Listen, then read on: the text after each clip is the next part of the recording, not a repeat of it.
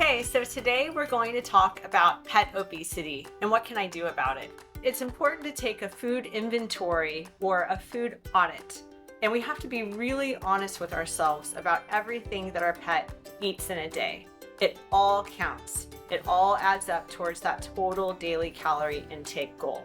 We need to use an 8-ounce measuring cup. We're trying to reach a precise goal, so we want to use a precise measuring tool. I know that a lot of us are in a hurry and we use just things we have around the house, a coffee cup, a solo cup, the scoop that came with the bin that we bought at Costco. These are not 8-ounce measuring cups. They will throw you off of your goal. So be sure to use an 8-ounce measuring cup. You can find the calorie for cup information typically on the side or back of the bag of food or the manufacturer's website, or even if you order your food from chewy.com, they have a tab there where typically that information is reported. Additionally, most food treats, most dental chews, they also have the calorie per treat or calorie per chew information. All of that goes into the pot.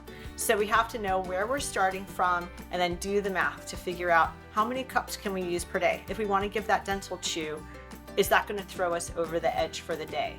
One good strategy, especially if there's multiple people in the house who are involved in feeding the dog, which is a really common situation, is figure out the dog's food allowance for the day and set it aside. And the whole family knows this is what our dog is getting today. Once this is empty, we're done. We're not feeding anything else. This way, we avoid the conflict of, did you feed the dog already? Did someone else already give the dog that?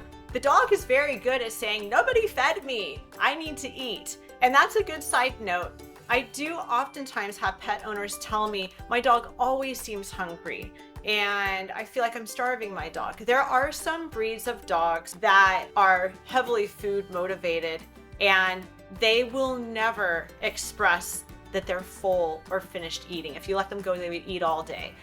A Labrador, a Beagle, these are a couple of really food motivated breeds. If you have a dog like that, unfortunately it's hard. You just sort of can't listen to them. They'll never tell you they're done eating. I know that there's some of us who feel that way too, and we live to eat rather than eat to live. And so then that's also where that food allowance, you've done the math. You know you're not starving your pet. You're not being cruel. It's right here. You can even reach out to your veterinarian to double check your math if you're unsure. And then from there though, then you know what you're doing and everybody can stand behind it. And then a final strategy is a little bit of controlled activity. Start slow. If your dog has not been active, you definitely don't want to do the weekend warrior. We do see injuries from that frequently. Be mindful of the weather too. If it's hot out, the middle of the day is maybe not the best time to pursue this. Dogs can and do get heat stroke, but a controlled leash walk, working your way up to 20 minutes. If you can get 20 minutes twice a day, that's amazing. All of that is going to help, and it's really enriching for your dog's life. Just getting into a different environment, getting exposure to different sensations and stimuli. It's really, there's a host of behavioral issues that can be addressed just through increasing physical activity as well. So, but it can be helpful for a weight loss goal.